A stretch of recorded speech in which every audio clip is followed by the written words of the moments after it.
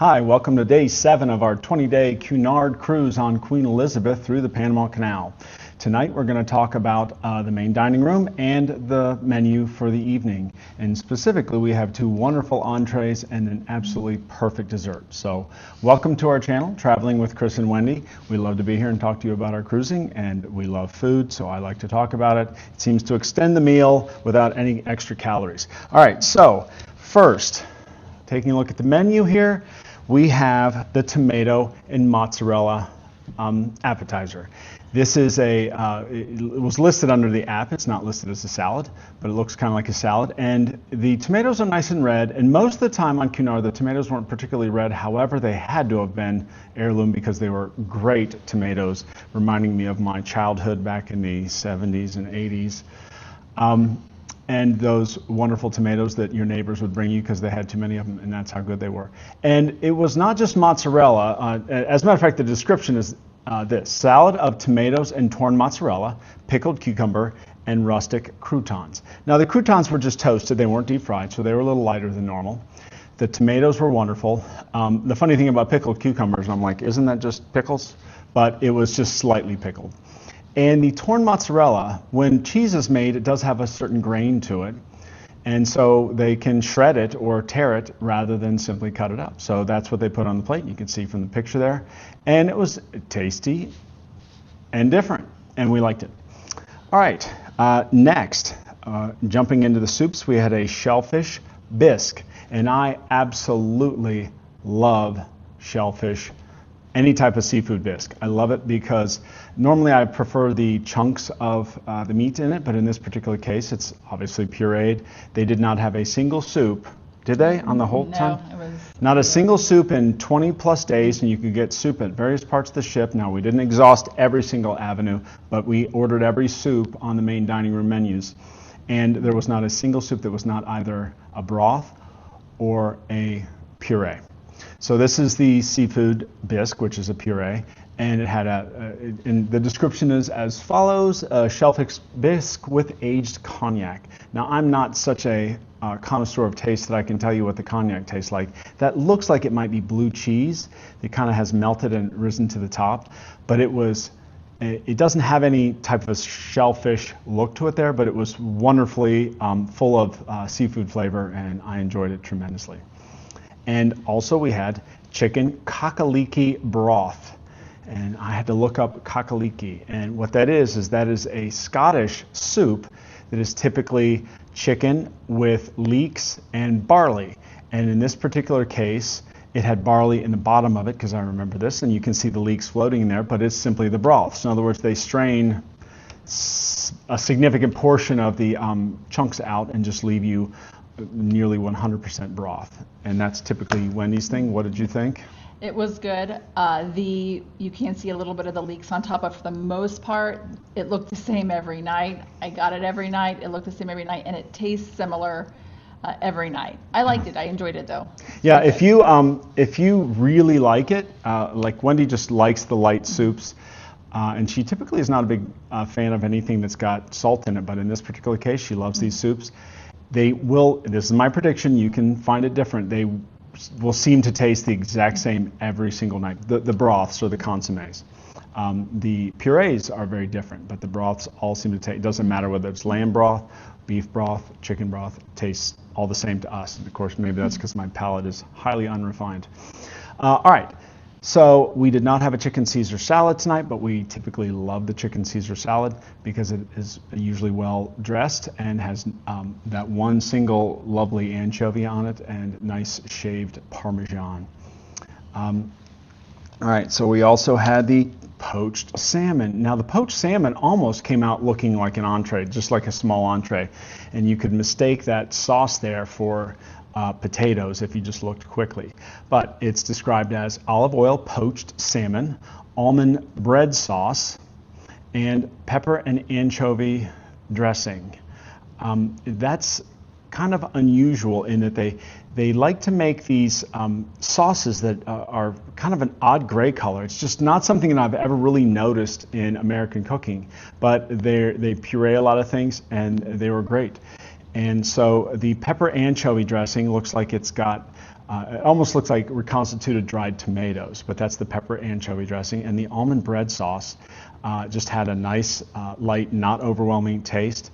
And the salmon was, I won't call it excellent, I'll just say it's solid and very good. And you had some thoughts on salmon in general? Yeah, their salmon was pretty moist. A lot of times they just cook it to be well done and it gets very dry, but on Cunard it wasn't that way at all. It was very good. Yeah, we tend to eat at very down to earth mom and pop restaurants, but we do spend a little bit of time in nice restaurants, and good restaurants tend to take a temperature on your salmon. In other words, do you want it medium, medium rare, medium well?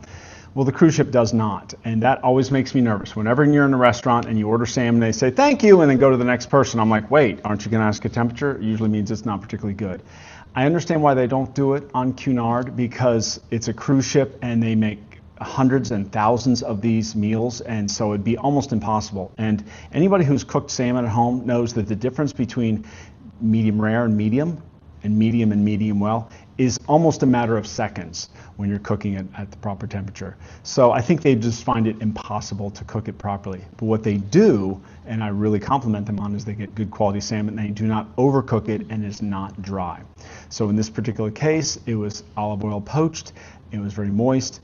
It was not medium rare in any way. It was fairly well done. Some of these may have come out medium well, but typically they're well done, but it was not dry. And so it was very good, and it was a nice appetizer, because sometimes the appetizers are so light because there's just not a whole lot to them. In this particular case, it was a nice chunk of salmon. All right, there's also shrimp cocktail, and the shrimp cocktail is pretty much the same every night. It's one of the things that's consistent. It's on the menu every single night, and Wendy got it every night. And Yep, it's quality shrimp. They give you, I think, 4 little shrimp. And our waiter gave me 8 because I asked for it every night, and the cocktail sauce is really creamy. And yeah, I think the picture you see might be of 4 shrimp. It might be the picture we took on the first night, and so therefore every night after that he doubled it up, because it's not a lot of shrimp, but she really liked it. So. And it's offered every night. All right. So next we have the beetroot and Granny Smith apple salad. And this appears like arugula. It almost looks like just dandelion greens. I don't think it is, but again, I'm hardly a leaf expert, but it's very light, certainly not iceberg or romaine, very light leafy lettuce, which sometimes I like, sometimes I don't. If that's the only thing in a lettuce, or excuse me, in a salad, I think it's a little too light. But in this case, they added literally beetroot and Granny Smith apple with a nice vinaigrette. They did a lot of vinaigrettes. I think virtually every salad that was not the Caesar had vinaigrette on it. Yeah, you're right. But per always, it was a fairly small serving.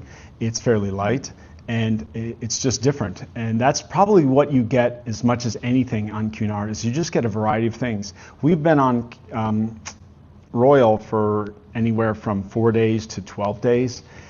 And once you start hitting 6 and 7 days, there's always repeats. I don't think, other than the things they intend to have on every night, I don't think there was a single repeat the entire 20 nights. And this is just another example of a salad that's a nice variety. So again, kudos to them for coming up with different things. 20-night cruise, that's a long time not to have any repeats. Yeah, I thought that was wonderful. All right, so moving on to the mains. Oh, and we loved these main dishes. First is the grilled steak Diane, and I looked up what steak Diane is, and steak Diane is typically a fillet. This is not like a filet mignon, it's a fillet of meat of some sort, and it is deglazed, a gravy from a deglazed pan, and in this case it's specifically Pont Neuf potatoes and cognac mushroom sauce. So they deglaze the pan and then they make a mushroom gravy out of cognac sauce, and so that's what gives it its little bit of color to it and a little bit of the tang, and the mushrooms just added to the richness wonderfully. Wendy ordered this, but she did give me a bite, and it was wonderful. What did you think? I enjoyed this as well. The one nice thing about Cunard is they know how to cook meat, and every time I ordered beef or even pork, it was cooked very well, and it was flavorful and tasty. That's my word.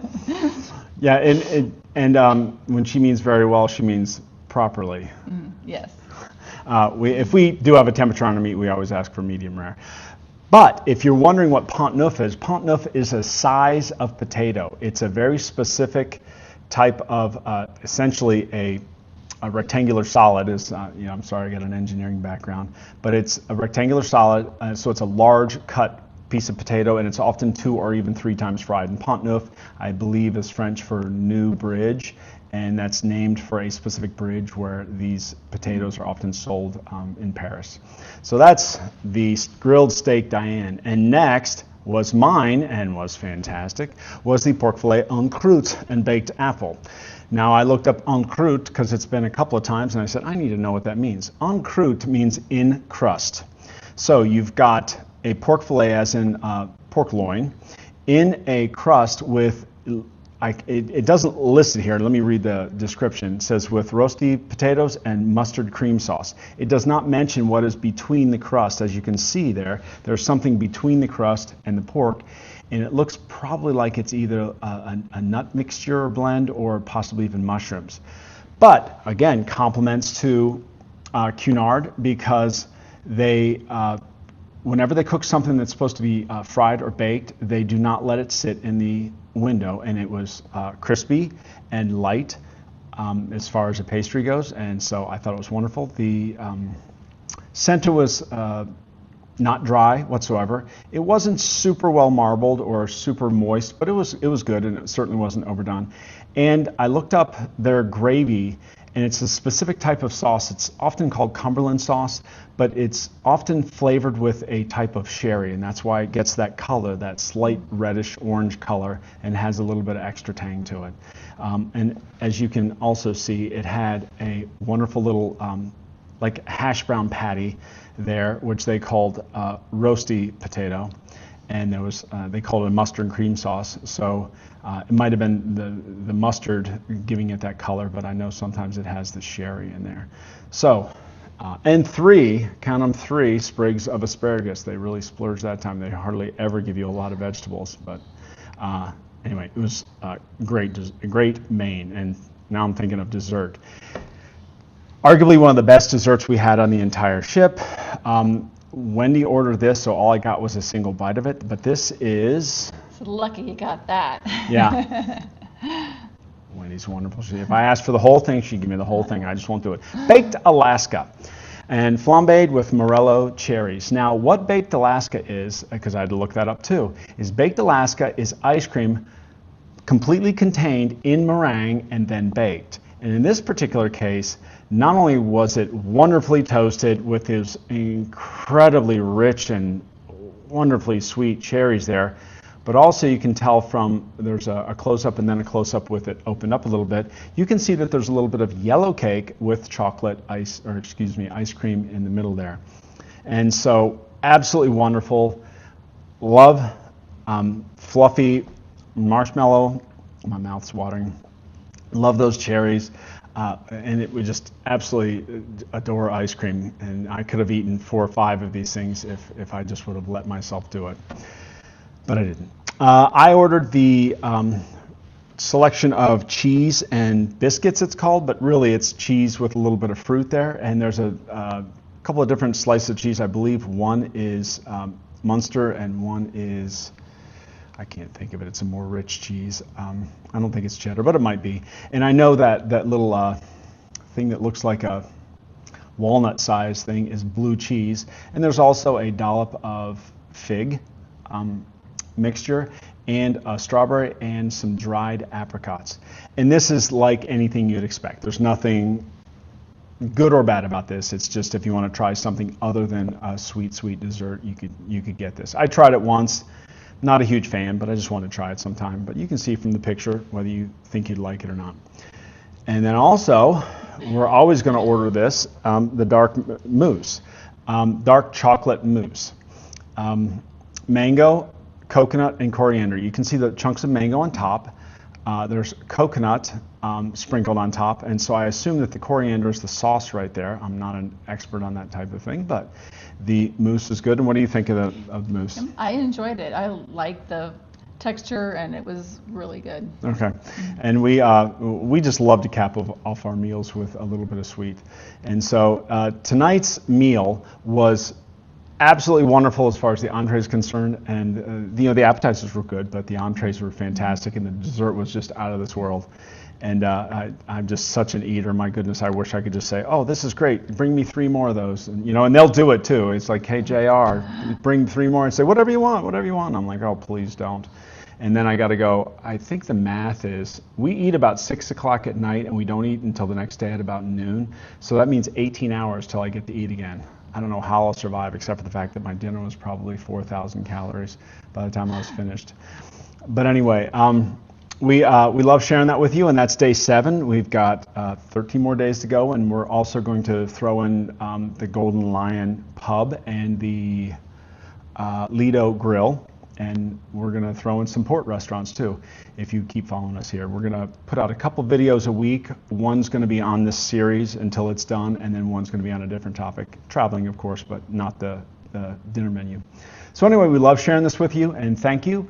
And if you enjoy this and you want to support us, you can just like and subscribe, and we appreciate you, and we love sharing this with you. So thank you very much. Take care.